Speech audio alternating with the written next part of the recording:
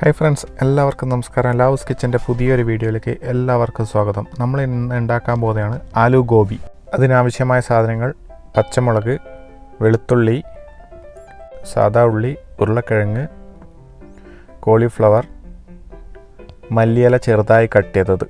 ഇത്രയും സാധനങ്ങളാണ് ഇതിനാവശ്യമായ സാധനങ്ങൾ. ഇനി നമുക്ക് ഉണ്ടാക്കുന്ന രീതി എങ്ങനെയാണെന്ന് നോക്കാം.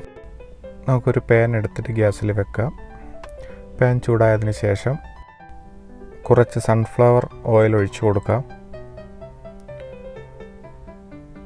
ഞാനിവിടെ സൺഫ്ലവർ ഓയിലാണ് എടുത്തേക്കുന്നത്. വെളിച്ചെണ്ണ ആവശ്യമുള്ളവർക്ക് വെളിച്ചെണ്ണ എടുക്കാം. ഓയിൽ ചൂടായതിന് ശേഷം അതിനകത്തേക്ക് നേരത്തെ അരിഞ്ഞു വെച്ച വെളുത്തുള്ളി, പച്ചമുളക് എന്നിവ ഇട്ട് കൊടുക്കുക. ഇട്ട് കൊടുത്തതിന് ശേഷം നന്നായിട്ട് ഇളക്കി യോജിപ്പിക്കുക. ഒന്ന് പച്ചമണം മാറിയാൽ മാത്രം മതി. അതിനുശേഷം 1 ടീസ്പൂൺ ചെറുജീരകം ഇട്ട് കൊടുക്കുക. ചെറുജീരകം ഇട്ട് കൊടുത്ത് നന്നായിട്ട് ഇളക്കി യോജിപ്പിക്കുക. ചെറുതായിട്ടൊന്ന് വഴറ്റിയെടുത്താൽ മാത്രം മതി. ഫ്ലെയിം എപ്പോഴും ലോ ഫ്ലെയിമിൽ തന്നെ വെക്കാൻ ശ്രദ്ധിക്കുക.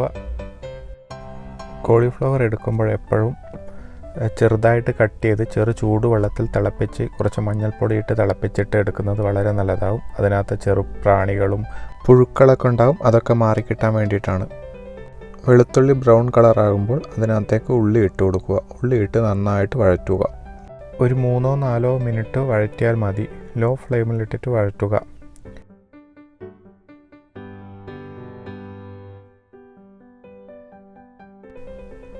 ഉള്ളി ഇതേപോലെ ബ്രൗൺ കളറായി കിട്ടും. ഇത് ഇടയ്ക്കിടയ്ക്ക് ഒന്ന് ഇളക്കി യോജിപ്പിക്കാൻ ശ്രദ്ധിക്കണം. അടുത്തതായി നമുക്ക് നേരത്തെ കഴുകി വെച്ച ഉരുളക്കിഴങ്ങ് ഇതിലേക്ക് ഇട്ട് കൊടുക്കാം. ഉരുളക്കിഴങ്ങ് ഇട്ട് കൊടുത്ത് നന്നായിട്ട് ഉള്ളിയുമായിട്ട് ഇളക്കി യോജിപ്പിക്കുക. അതിനുശേഷം നമുക്കൊരു മൂടി എടുത്ത് ഇത് 4-5 മിനിറ്റ് ഒന്ന് മൂടി വെച്ചിട്ട് ലോ ഫ്ലെയിമിൽ വേവിക്കാം. ലോ ഫ്ലെയിമിൽ തന്നെ വെക്കണം, അല്ലെങ്കിൽ പെട്ടെന്ന് കരിഞ്ഞു പോകും. 3-4 മിനിറ്റിന് ശേഷം മൂടി തുറന്ന് നോക്കി വീണ്ടും ഉരുളക്കിഴങ്ങ് ഒന്ന് നന്നായിട്ട് ഇളക്കി യോജിപ്പിക്കുക. അതിനുശേഷം ഒന്നും കൂടെ മൂടി വെച്ചിട്ട് 4-5 മിനിറ്റ് ഒന്നും കൂടെ വേവിക്കുക. അതിനുശേഷം വീണ്ടും നമുക്ക് മൂടി ഒന്ന് തുറന്ന് നോക്കാം. തുറന്നു നോക്കിയതിന് ശേഷം വീണ്ടും ഉരുളക്കിഴങ്ങ് നന്നായിട്ട് ഇളക്കി യോജിപ്പിക്കുക. ഇനി നേരത്തെ മഞ്ഞൾപ്പൊടി ഇട്ട് വേവിച്ച് വെച്ച കോളിഫ്ലവർ നമുക്കിതിലേക്ക് ആഡ് ചെയ്യാം. ഞാൻ മഞ്ഞൾപ്പൊടി ഇട്ട് വേവിച്ച് വെച്ചത് കൊണ്ടാണ് ഇതിന് ഈ കളർ വന്നത്. മഞ്ഞൾപ്പൊടി ഇല്ലാതെയും വേവിച്ച് വെക്കാം. അതിനുശേഷം ഇത് നന്നായിട്ട് ഇളക്കി യോജിപ്പിക്കുക. ഉരുളക്കിഴങ്ങ്, ഉള്ളി എല്ലാം കൂടെ യോജിപ്പിക്കുക. നമ്മളിത് ഒട്ടും തന്നെ വെള്ളം ഒഴിക്കുന്നില്ല. വെള്ളം ഒഴിക്കാത്തൊരു കറിയാണിത്. അതുകൊണ്ട് തന്നെ എപ്പോഴും ഇളക്കി യോജിപ്പിക്കാൻ ശ്രദ്ധിക്കണം, അല്ലെങ്കിൽ അടി കരിഞ്ഞു പോകും.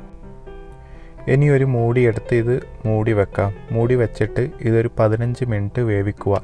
ലോ ഫ്ലെയിമിൽ വേണം വേവിക്കാൻ. 15 മിനിറ്റ് കഴിഞ്ഞതിന് ശേഷം ഇത് തുറന്നു നോക്കി നന്നായിട്ടൊന്ന് മിക്സ് ചെയ്ത് കൊടുക്കുക. നന്നായി ഇളക്കി യോജിപ്പിച്ചതിന് ശേഷം നമുക്കിതിലേക്ക് മസാലകൾ ചേർത്ത് കൊടുക്കാം. അധികമൊന്നും മസാല ഇതിനകത്ത് ചേർക്കേണ്ടതാണ്. ഒരു 1/4 ടീസ്പൂൺ മഞ്ഞൾപ്പൊടി ചേർക്കുക. അതിനുശേഷം 1 ടീസ്പൂൺ മുളക് പൊടി ചേർക്കുക. അതിനുശേഷം ഉപ്പ് ചേർക്കുക. ഉപ്പ് ആവശ്യത്തിന് ചേർക്കുക. അത് അവരവരുടെ ആവശ്യത്തിനനുസരിച്ച് ഉപ്പ് ചേർക്കാവുന്നത്. മുളക് പൊടിയും അതുപോലെ തന്നെയാണ്, ആവശ്യത്തിന് അനുസരിച്ച് മുളക് പൊടി. ഇതെല്ലാം ചേർത്തതിന് ശേഷം നന്നായിട്ട് ഇളക്കി യോജിപ്പിക്കുക. നന്നായിട്ട് ഇളക്കി യോജിപ്പിക്കണം. ഇനി ഇതൊരു മൂടി കൊണ്ട് മൂടി വെക്കുക. മൂടി വെച്ച് ഒരു 15 മിനിറ്റ് ലോ ഫ്ലെയിമിൽ വേവിക്കുക. വെള്ളം ഒട്ടും ഒഴിക്കേണ്ട ആവശ്യമില്ല. 15 മിനിറ്റ് കഴിഞ്ഞതിന് ശേഷം നമുക്ക് മൂടി ഒന്ന് തുറന്നു നോക്കാം. നന്നായിട്ട് ഇളക്കി യോജിപ്പിക്കുക.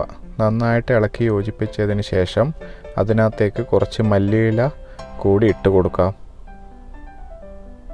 മല്ലിയില ഇട്ട് കൊടുത്ത് നന്നായിട്ട് വീണ്ടും ഇളക്കി യോജിപ്പിച്ച് ഫ്ലെയിം ഓഫ് ചെയ്ത് വെക്കാം. അപ്പോൾ നമ്മളെ ആലു ഗോബി റെഡിയായിരിക്കുകയാണ്. ഇനി ഇതൊരു പാത്രത്തിലേക്ക് മാറ്റി വെക്കാം. ചപ്പാത്തിക്ക് വളരെ നല്ലൊരു കറിയാണ് ആലു ഗോബി. നോർത്ത് ഇന്ത്യക്കാർക്ക് വളരെ ഇഷ്ടപ്പെട്ട ഒരു കറിയാണ് ആലു ഗോബി. എല്ലാവരും ട്രൈ ചെയ്ത് നോക്കുക. അപ്പോൾ വീഡിയോ ഇഷ്ടപ്പെട്ടാൽ ലൈക്ക് ചെയ്യുക, കമൻറ്റ് ചെയ്യുക, സബ്സ്ക്രൈബ് ചെയ്യുക.